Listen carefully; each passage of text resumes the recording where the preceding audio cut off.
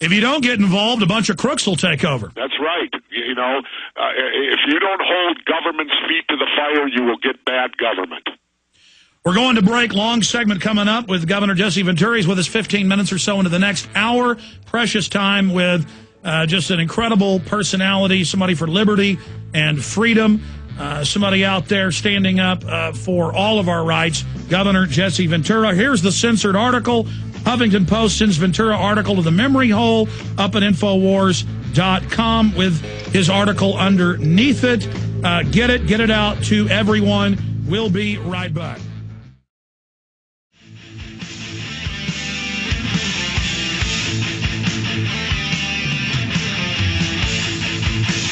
We are back live with Governor Jesse Ventura, multi-time best-selling author. His book, number 4 on Amazon, available at Infowars.com. We're going to go through the book and talk about some of the chapters here in a moment. But I want to get into some other questions first. Here's the National Post, big Canadian paper today. Flu shots futile. Government study finds that it didn't even protect people and the shot was dangerous. This is directly for the document cam, folks watching at prisonplanet.tv. FDA, U.S. Food and Drug Administration recall, FDA.gov. See that, folks? They're recalling all the vaccine. A month ago, we had the head of the EU 47-nation member panel on, a doctor, saying it was dangerous and bad and hurting people. Governor, you've been proven right again. Why did you instinctually come out against the flu shot?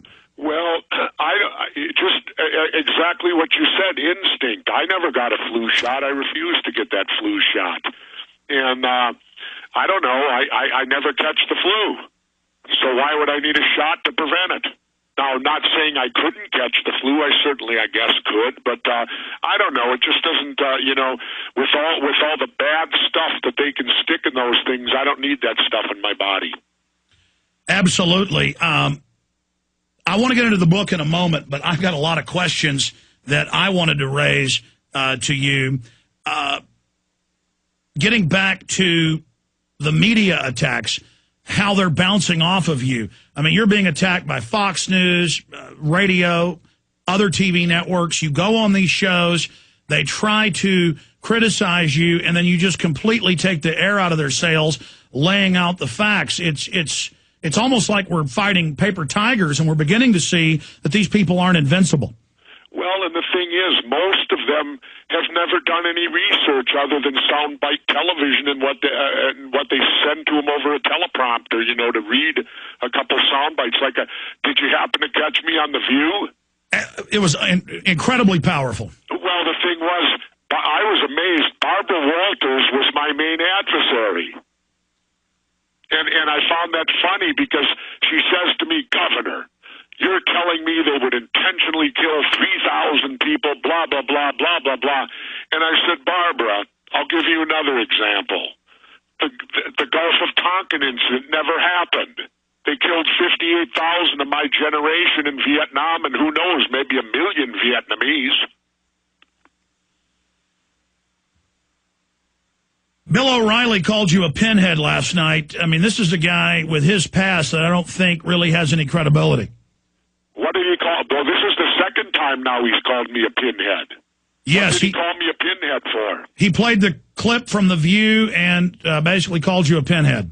Well, I ran into O'Reilly at Fox, and boy, he sure doesn't do that to me when he's face-to-face with me, because Bill O'Reilly's afraid to have me on his show because I don't cower to him.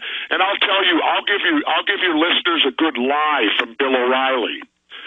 He had Ted Turner on once, and I don't know, Ted looked like he was really out of it when he was on there because he didn't seem sharp. And O'Reilly made the statement that the killing fields in Cambodia were caused because we left Vietnam too soon. Now, the first thing is we weren't at war technically in Cambodia or Laos. We were at war in Vietnam. And the killing fields were caused because Richard Nixon and Henry Kissinger secretly carpet bombed the country into the Stone Age. That's how come the Khmer Rouge was able to come down and do that ethnic cleansing. So you've got Bill O'Reilly all the time rewriting history, and I confronted him with that in the Fox lobby, and he wouldn't say anything. And I said, O'Reilly, I first said to him, when were you in Vietnam? And he couldn't, of course, he's never been in Vietnam, or if he was in Vietnam, it was probably recently. He wasn't back in there when the war were going on, so how would he know what the hell went on over there? Well, Zbigniew Brzezinski, who was running that, as you know, advising Nixon and others, he wrote a book 2 years ago bragging, and people can pull the quotes up, where he said we funded the Khmer Rouge against the communists and that the U.S. government gave them $4 billion.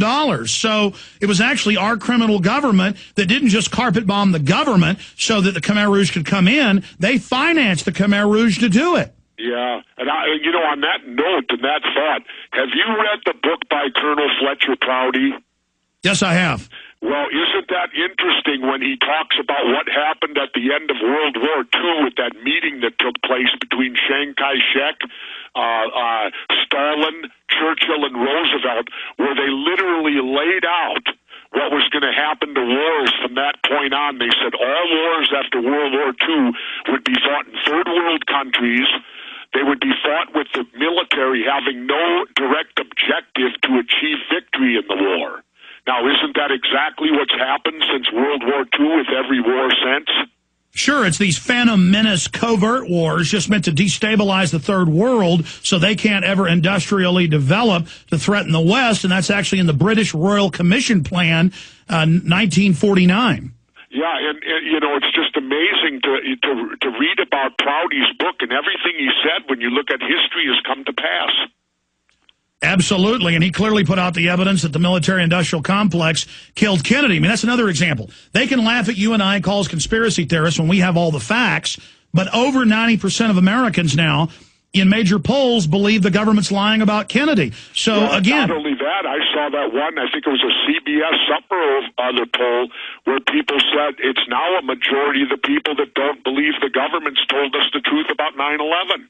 Exactly. I saw an Angus and Reid New York Times poll 4 years ago in 2006 where 84% want a new investigation and believe they're being lied to. So 84% of us are kooks. 84% of us are bad.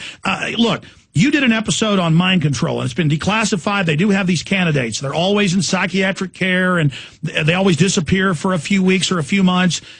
This Bedell guy has all the earmarks, and the reason I predicted in the last 3 months that they were going to have 9/11 truthers stage some type of terror attack is there was no history of 9/11 truthers ever being violent or doing anything wrong. You have the majority of the public waking up to this, and I saw Glenn Beck, Bill O'Reilly, Chris Matthews, and others with a talking point in the last 3 months saying 9/11 truth are going to stage terror attacks, mark my words. Now, how would they out of the blue just say this if they weren't prepping people? And then you have Bedell, and the whole thing is very suspicious. His parents warned him. He was under psychiatric care. He disappeared for months.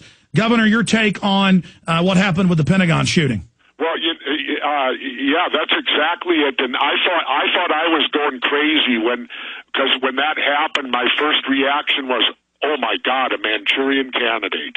And then I had to stop myself and go, I must be getting in too deep into this stuff. But lo and behold, I probably am not. Okay, well, here's an article. Alex, I got to ask you a question here. Sometimes this stuff gets so overwhelming to me that I really, and I got to tell you honestly, there's certain times I start to question myself on this. How do you stay away from falling into that syndrome? Well, what you do is you just look at the evidence, you analyze it, and if it isn't a staged event, the evidence will come out to that. If it is a staged event, you will see the earmarks. I mean, here's an example. Christmas Day, we'd forgotten eggs. I was driving around looking for a place that was open. My wife sent me out to get eggs, and I'm listening to the radio, and they announced there's been an underwear bombing on a flight from Amsterdam to Detroit. I go in, buy the eggs, come back out, and they're already got Chertoff on Fox News Radio, who, by the way, makes a bunch of money off of it, saying, don't worry, we just decided to put in naked body scanners, though I knew he'd ordered them a year before when he'd still been in office, the head of Homeland Security. And then immediately several witnesses, Kurt Haskell and others, a lawyer, said a sharp-dressed man led the underwear bomber in Amsterdam up through the body scanners. He didn't have to show ID, didn't have to show passport, argued with them, basically had a security clearance, got him on the plane without ID. So then I said, this is a week into it, I had Haskell on. I said, okay, you ought to interview him for the show. It's amazing. His wife saw it, other witnesses. Then the FBI showed up and basically threatened him, called him a liar in the media. Then other witnesses came out about the sharp-dressed man. Then Haskell said once they were put into the customs, the dog ran over and alerted to this other man who previously it looked like had been with the bomber. And his bag had a bomb. They said, get out, there's a bomb. They arrested the guy. The FBI lied and said, we arrested no one. Then a month later, they had to admit, we did arrest somebody. It's national security.